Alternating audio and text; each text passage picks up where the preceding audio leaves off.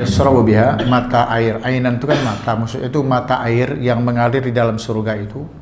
Maka yang minum di sana, yang meminum air yang mengalir di dalam surga itu tadi adalah ibadullah, para hamba Allah. Hamba Allah yang mana? Yang al-abrar pastinya. Ya. Yufajjirunaha tafjira, mereka mengalirkannya dengan sebaik-baiknya atau dengan semudah-mudahnya. Di dalam Ibnu Katsir dikatakan yufajjirunaha tafjira, itu kalau terjemahannya kan adalah mereka mengalirkan dengan sebaik-baiknya. Dikatakan yatasarrafuna fiha haitsu sya'u wa aina sya'u min qusurihim wa daurihim wa majalisihim. Yaitu mereka bisa mengalirkannya, mengaturnya itu aliran air itu, ya, aliran mata air itu mereka bisa atur haitsu sya'u, sesuka-sukanya mereka. Wa aina sya'u, kemanapun mereka mau alirkan. Misalnya min qusurihim wa daurihim wa majalisihim, bisa dari tempat mereka tinggal, qusur itu istananya, dari rumah mereka, bahkan dari majelis-majelis. Jadi ya Allah, itu seperti apa sih? Mata air bisa dikendalikan, Pak. Tuh. Telaga. Ya, ingin tahu minumannya apa saja air yang mengalir, nah, nanti baca dalam ayat lain kan. Ada yang airnya air biasa, ada airnya dari susu, dari madu. Bayangkan aja. Jadi sampai seperti itu kemudian Allah berikan. Nah, itu bentuk kenikmatan ahli surga. Lalu Allah menyebutkan sifat mereka, yufuna bin nazri, ya. Mereka menepati nazar. Nah, nazar ini perlu dipahami baik-baik. Di sini dikatakan oleh Imam Al-Hafiz Ibnu Katsir, yufuna bin nazri ini maksudnya apa? Yata'abbaduna lillahi fima aujabahu alaihim min fi'li ta'at al-wajibah bi asli syar'i wa ma aujabuhu ala anfusihim bi tariqan nazar. Apa itu? Mereka menjalankan peribadatan selama ini, apa yang Allah wajibkan mereka tunaikan. Ya. Puasa Ramadan itu kan kewajiban, mereka tunaikan. Zakat itu kewajiban, mereka mampu, mereka tunaikan. Salat mereka tunaikan.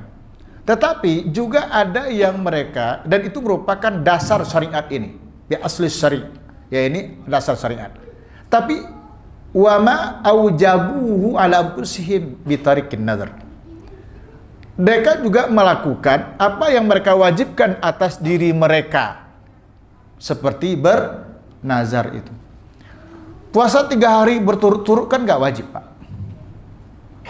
Puasa wajib kita ya puasa Ramadan itu wajib. Ada puasa kafarat wajib, tapi juga bisa puasa nazar. Misalnya seseorang kemarin itu kan anaknya ujian misalnya, dia bernazar, selamat anak saya lulus besok SMA, saya berpuasa 3 hari. Ya udah, sebenarnya kan nggak wajib. Ngapain dia berpuasa 3 hari? Tapi qadarullah anaknya lulus, maka dia berpuasa 3 hari. Dan itu bebas. Tapi ketika dia mengatakan saya akan berpuasa 3 hari berturut-turut, qadarullah nazarnya ijabah gitu, ya, doanya ijabah, maka dia harus berpuasa 3 hari berturut-turut karena itu yang diucapkannya. Sebenarnya dia tidak wajib sama kali berpuasa 3 hari turut-turut, tapi dia sendiri yang mewajibkan atas dirinya. Nah, itu bisa dipahami, itu nazar. Dan itu wajib dipenuhi kalau memang apa yang kita sebutkan sebelumnya itu terijabah. Supaya misalnya ada orang tua kita, nenek lah misalnya, sakit keras, kita sedih banget, lalu kita bernazar. Di kampung itu biasa seperti itu, Pak. Di kampung-kampung selamat berobat kan dijalankan, ya, berobat dilakukan, tapi supaya menguatkan kita berdoa, bernazar pada Allah. Misalnya, selamat nenek sehat kembali sebagaimana semula. Harus kalimatnya sembuh sebagaimana semula. Sebab kalau selamat sembuh, meninggal pun itu namanya sembuh. Gitu loh, Pak. Dia kan tidak lagi sakit. Dengan penyakitnya, kita juga tidak merawatnya, berarti dia sembuh. Makanya hati-hati mengucapkan nazar itu. Selamat Allah sembuhkan nenek sebagaimana semula. Maka kita berinfak ke masjid 100.000 misalnya, atau berinfak 100.000 kepada fakir miskin. Qadarallah, beberapa hari kemudian kelihatan nenek semakin baik dan alhamdulillah sembuh sebagaimana sedia kala. Maka uang 100.000 itu wajib dibayarkan. Itu namanya yufuna bin nazar. Tetapi jika Allah berkehendak lain, kita bernazar supaya dia sembuh sebagaimana seperti semula, tahu ini nenek meninggal, nazar wajib gak ditunaikan? Tidak. Oke. Oleh karena itu, dalam bernazar itu, di dalam hadis riwayat Imam Malik dari Aisyah disebutkan di sini, yang dikutip juga oleh Imam Al-Hafiz Ibnu Katsir, man nazara ayyuti Allah falyuti'hu. Barang siapa yang bernazar, jika dia melakukan itu dalam rangka ketaatan kepada Allah, maka penuhilah, taati itu. Contohnya tadi, selamat nenek sembuh sebagaimana semula, saya akan berinfak ke masjid. Infak itu kan baik. Baik kan infak kan? Qadarallah, nenek sembuh, laksanakan itu. Tapi kalau nazarnya untuk maksiat, dikatakan nih, wa man nazar an yu'siyallah fala ya'si. Barang siapa yang bernazar tapi untuk berdurhaka, maksiat kepada Allah, maka dia tidak boleh memenuhi nazarnya itu. Misalnya apa ini?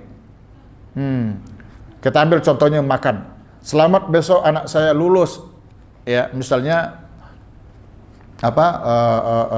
ujian S1 gitu ya, luluslah S1. Saya sembelihkan kambing, kita panggil fakir miskin, ya, nyembelih seekor kambing untuk diberikan para fakir miskin. Itu boleh nggak? Baik nggak? Baik kan? Ya, silakan. Tapi selamat besok anak saya lulus S1, saya sembelihkan seekor kambing, lalu di mana nih? Nah, intinya tumbal. Ya, untuk tumbal. Misalnya untuk apa gitu misalnya? Kalau di kampung dulu kan ada itu, ayam atau hewan tertentu dilepaskan ke hutan. Ya. Nah, kalau yang seperti itu kan nggak boleh. Karena bernazar mesti untuk Allah, beribadah mesti untuk Allah, kebaikan mesti karena Allah. Ini dilakukan untuk selain Allah. Kalau itu yang terjadi, fala ya'si. Bukan fala ya'si di sini. Apa namanya dalam hadis tadi? Iya, fala ya'si, jangan kamu ikut durhaka. Artinya nazar itu jangan dipenuhi. Itu seperti itu. Baik, kita lanjutkan. Lalu Allah kembali melanjutkan sifat daripada orang-orang yang al-abrar. Disebutkan di situ, wa yakhafuna yawman kana syarru mustatira, dan mereka takut kepada suatu hari di mana azabnya, keburukannya, syarru itu artinya keburukan, siksaannya yang terjadi pada itu mustatira, terjadi secara merata, kecuali nanti ada yang Allah selamatkan di ujung-ujung ayat. Lalu Allah menyebutkan kembali, di samping mereka menepati nazar dan takut kepada Allah, wa yut'imuna at-ta'ama ala hubbihi, mereka memberikan makanan, memberikan bantuan lah kalau bahasa sekarang, kepada ala hubbihi, atas harta yang disukainya. Ya, juga diberikan kepada orang yang membutuhkan. Jadi yang diberikannya itu makanan yang baik, harta yang baik, juga diberikan kepada orang yang butuh, berarti tepat sasaran. Di sini contohkan apa? Miskinan, orang miskin. Ya, yang kedua yatiman, anak yatim secara umum. Ya, anak yatim itu kalau bagaimana kalau yatimnya itu ibunya kaya gitu kan? Ya mungkin kalau harta dia nggak butuh. Tetapi ada hal lain yang dia butuhkan. Kasih sayang misalnya, yang kekurangan didapatkan, yang selama ini dapatkan kasih sayang dari bapak, sekarang cuma tinggal dari ibu. Bisa jadi berkurang dengan kasih ibu karena ibu sudah menjadi berposisi sebagai bapak untuk mencari nafkah dan sebagainya. Tapi tetap dia boleh. Wa asira, ada termasuk untuk orang yang tawanan ya. Nah, itu disebutkan perilaku mereka orang-orang yang baik itu. Nah, lalu sifatnya apa? Ketika mereka memberikannya itu, innama nut'ikum liwajhillah. Sesungguhnya kami memberi kamu, sesungguhnya hanyalah kami, itu innama itu namanya adat hasyar, yang menunjukkan hanya itu, bukan, enggak ada lagi yang lain. Gitu ya. Innama sesungguhnya hanyalah nut'imukum, kami memberi makan kamu. Kami memberikan sumbangan kepada kalian gitu. Ya, jadi makan ini tidak harus literally makanan, nasi kotak, nasi bungkus, tidak bisa demikian. Tapi yang kami berikan kepada kamu liwajhillah, mengharapkan wajah Allah, mengharapkan ridho Allah, mengharapkan pahala dari Allah. Bahasa kita apa? Lillah. La nuridu minkum jazaan, kami tidak butuh dari kalian tuh balasan, enggak perlu dibalas. Wala syukura, tidak terima kasih pun enggak ada urusan. Nah, coba nih kalau bawa ke diri kita ini. Misalnya ada orang minta sedekah, kita beri, mungkin kita nggak butuh balasan juga dari yang minta sedekah, tapi mungkin paling tidak apa? Makasih ya Pak.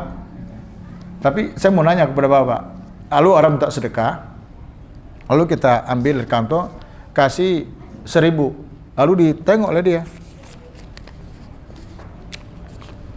pergi aja dia tanpa beri. Kira-kira Bapak nyaman nggak nengoknya? Saya mau nanya aja nih.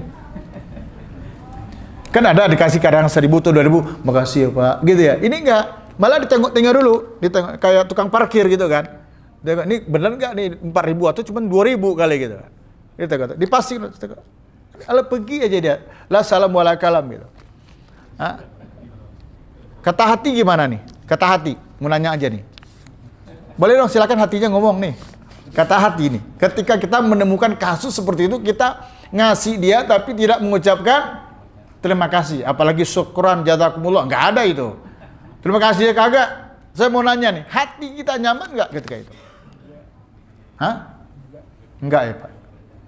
Mungkin kita pakai bahasanya Bang Haji kali. Terlalu. Nah, gitu ya. Terlalu banget ini orang. Nah, orang al-abrar ini, ya, al-abrar tidak seperti itu. La nuridu minkum jazaan wala syukura. Enggak perlu dibalas. Enggak butuh itu. Bahkan terima kasih pun juga tidak. Allahu Akbar.